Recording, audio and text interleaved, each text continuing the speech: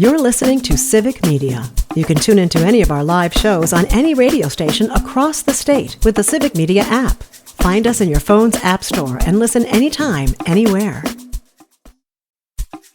This is your WMDX Daily News Roundup for Mad Radio 92.7 FM and 1580 AM in Madison.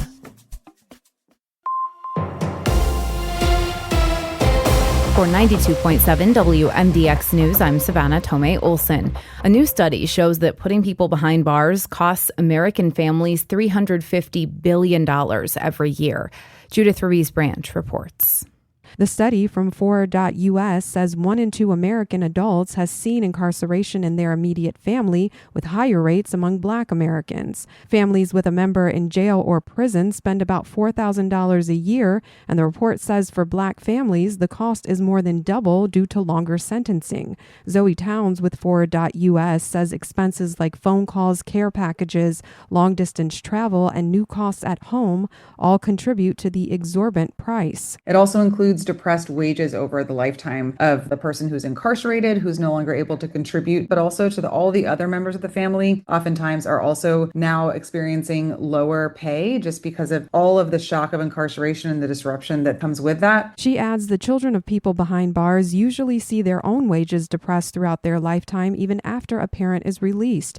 Wisconsin's incarceration rate is among the highest in the nation. Black Wisconsinites are locked up at a rate nearly 12 times higher than whites, despite making up just 6% of the state's population. The report shows incarceration rates are also higher for people in poverty, with subsequent expenses eating up more than a quarter of the family income. Town says the stigma around incarceration often means it's overlooked in discussions about household budgets. This report comes at a time when lawmakers and the American public are really thinking seriously about spending, about the price of everyday costs. They're thinking about affordability, and this is just one of those key drivers of affordability that is pretty significant and also under-discussed. For Wisconsin News Connection, I'm Judith Ruiz-Branch. Southwestern Wisconsin is becoming a hotbed for clean energy production. Judith Ruiz-Branch reports. About 10% of Wisconsin's electricity is from renewable sources. The industry employs about 6,500 people and invests $15.5 million a year in property, state, and local taxes, and more than $15 million annually in land lease payments.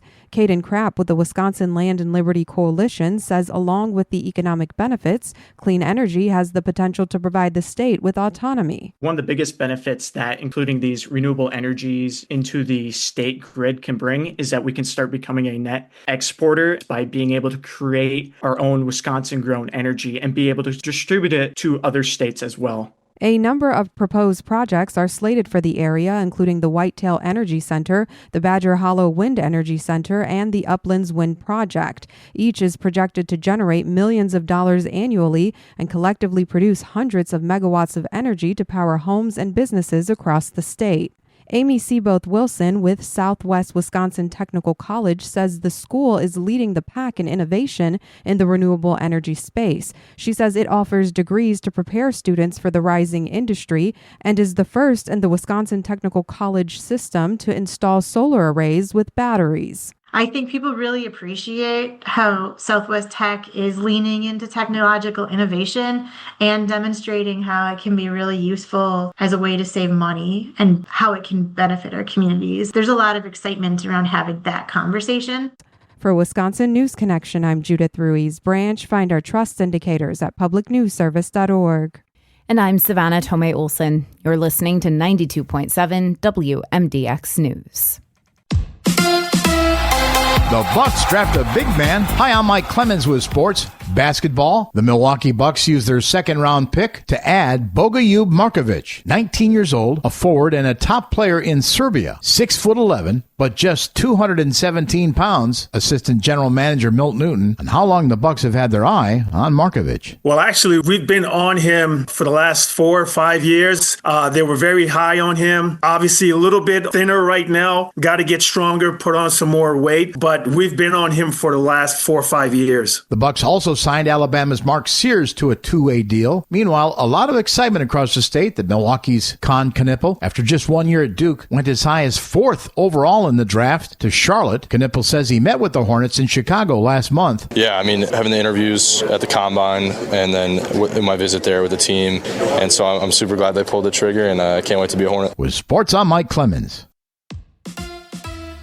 On your entertainment beat, I'm Pete Schwaba. Put on your seatbelts, folks, for this weekend's new theatrical releases. The biggie is F1, the movie. Racing fans will love it for its high-octane action Formula One racing scenes, and those who think Brad Pitt is dreamy will like it because Brad Pitt plays a race car driver. The film is being called Top Gun on Wheels and is reviewing in the mid to high 90th percentile on Rotten Tomatoes. Audiences seem to be digging the film as well. If you're up for a horror flick sequel about AI going rogue and turning into a killer, check out Megan 2.0. The first installment, you guessed it, Megan, made $180 million worldwide on just a $12 million production budget. The film is reviewing in the low 60s on Rotten Tomatoes, but still fresh. If you're in the mood for a dark comedy drama, check out Sorry Baby, the latest film from A24 Studios. Let's go to the movies. We are about halfway through the year, so Variety has just released its 10 best movies of the year so far. There is one surprise on the list, but mostly it's been the go-to films that we've talked about on a nightly basis on Nightlight, including spy thriller Black Bag, Mission Impossible: The Final Reckoning, which may or may not be the last of the franchise, Sly Lives, which is a fantastic documentary on Hulu about Sly and the Family Stone founder Sly Stone. A couple surprises are a film that is just opening this weekend called Sorry Baby, a drama about a college professor dealing with the aftermath of sexual assault. 28 years later also made the list, which you can see in theaters currently. Ryan Coogler's vampire thriller Sinners is on the list, and that's no big surprise. What was surprising about the list was the film Alto Nights, starring Robert De Niro as two gangsters. The film was sort of universally panned by critics. Variety has it on the list, so it might be worth a watch. Happy viewing. You gotta love the Reacher series. They are hard at work on season 4 already and rarely make their audience wait too long between seasons. Barry star Christopher Rodriguez Marquette will join the cast for season 4, taking over the role of a small-town cop vacated by Jay Baruchel, who left the show to attend to personal matters. Season 4 of the Netflix show is scheduled to drop sometime in 2026. Martin Freeman might be the hardest working man in show business, and he's a pretty darn good actor too. The Hobbit star has agreed to join the cast of The Adam Trials,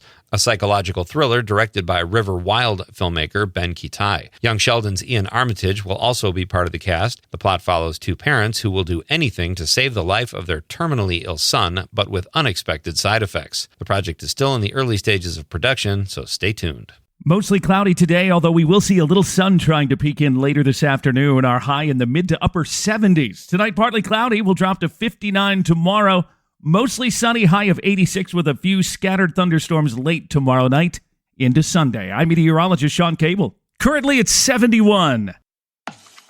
That's your WMDX Daily News Roundup from Civic Media. Subscribe to this podcast on Spotify, Apple, or wherever you find your podcasts. Find more news at mad.radio.